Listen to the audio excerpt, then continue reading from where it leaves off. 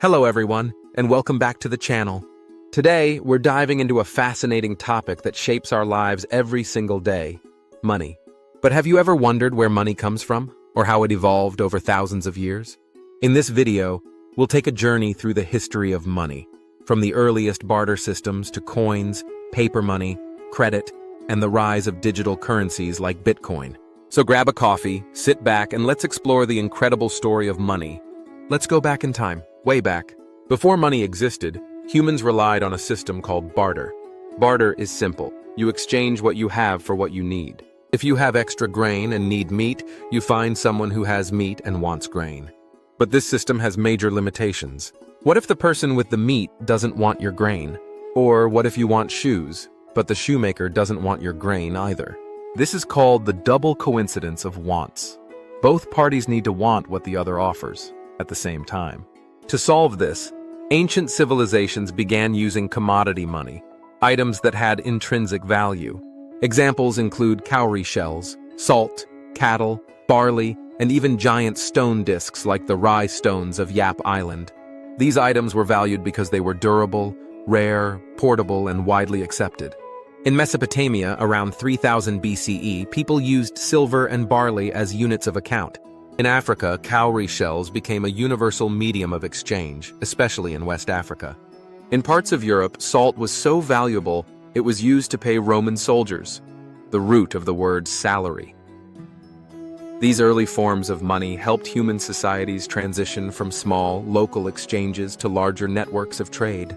Around 600 BCE, in Lydia, modern-day Turkey, the first metal coins were minted using electrum, a natural alloy of gold and silver. Coins were revolutionary because they were portable, durable, divisible, and guaranteed by the state. Soon, the Greeks, Persians, and Romans adopted coins, each adding unique designs. Greek coins featured gods and heroes. Roman coins displayed emperors and military victories. Coins didn't just facilitate trade, they also projected political power and cultural identity. For example, Alexander the Great minted coins across his empire, helping unify a vast territory from Greece to India. Roman coins circulated widely across Europe, North Africa, and the Middle East, spreading not just commerce, but also propaganda. But coins had challenges. They were heavy for large transactions, and they depended on the availability of precious metals. Mining, transporting, and securing gold and silver were expensive and dangerous endeavors. Fast forward to China during the Tang and Song dynasties, around the 7th to 11th centuries CE. Merchants began using promissory notes to avoid carrying heavy coins on long trade routes. Soon, the Chinese government issued the world's first official paper money called jiaozi.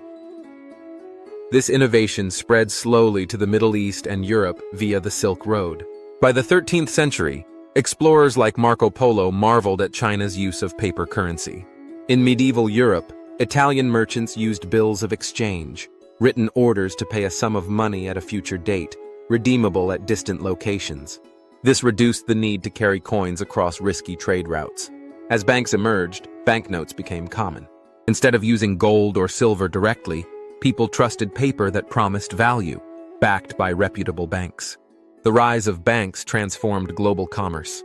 In Renaissance Italy, powerful families like the Medici developed letters of credit and other financial instruments, fueling trade across Europe. By the 17th century, national banks emerged. The Bank of England was founded in 1694 to finance government debt, and it quickly began issuing paper notes. Other countries followed, setting up central banks to regulate money supply and stabilize economies. One key development was the gold standard, which tied paper money to a fixed amount of gold. This created international stability, as currencies could be exchanged at predictable rates.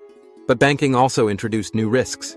Bank runs, inflation, and financial crises became part of the economic landscape. As economies grew more complex, so did the tools and policies used to manage them. In the 20th century, most countries moved away from the gold standard and adopted fiat money, money with no intrinsic value, backed only by government trust. In 1971, U.S. President Richard Nixon officially ended the convertibility of dollars into gold, marking the start of the modern fiat system. Fiat money gave governments flexibility to manage economies, adjust interest rates, and respond to crises. But it also introduced new challenges like inflation, public debt, and currency devaluation. Economic shocks like the Great Depression and the 2008 financial crisis showed both the power and fragility of modern monetary systems. Today, over 90% of the world's money exists in digital form, not as coins or paper, but as numbers in bank accounts and electronic ledgers. We use credit cards, mobile apps, online banking, and contactless payments. Digital money has made transactions faster and more convenient, but also raised concerns about privacy, cybersecurity, and financial inequality. In 2009, a mysterious figure named Satoshi Nakamoto launched Bitcoin, the first decentralized cryptocurrency. Based on blockchain technology, Bitcoin promised a system without banks, governments, or intermediaries. Since then, thousands of cryptocurrencies have emerged, each with different goals, from Ethereum's smart contracts to stablecoins pegged to national currencies.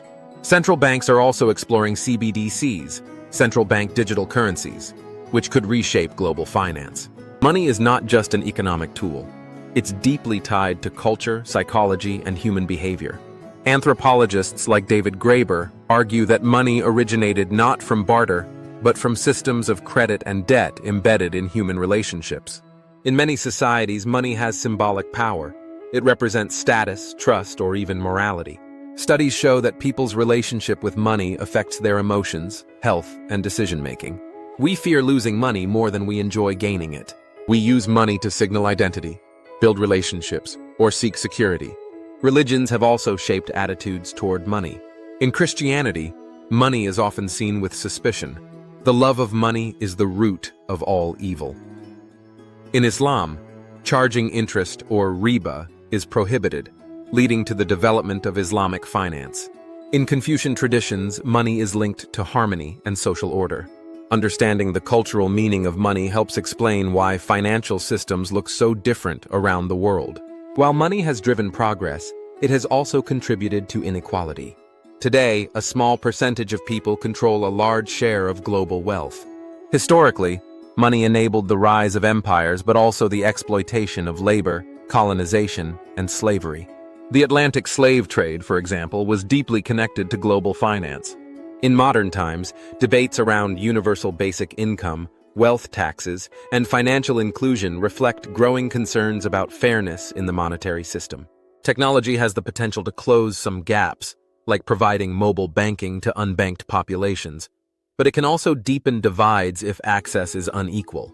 So, the next time you pull out your wallet or tap your phone, remember, you are participating in a system that has evolved over thousands of years, shaped by innovation, conflict, culture, and human imagination. From shells to coins, from paper to pixels, the history of money is the story of human civilization itself. Thanks for watching. If you enjoyed this video, please like, subscribe, and hit the notification bell to join us for more deep dives like this. And in the comments, tell us, what do you think money will look like 100 years from now? See you next time.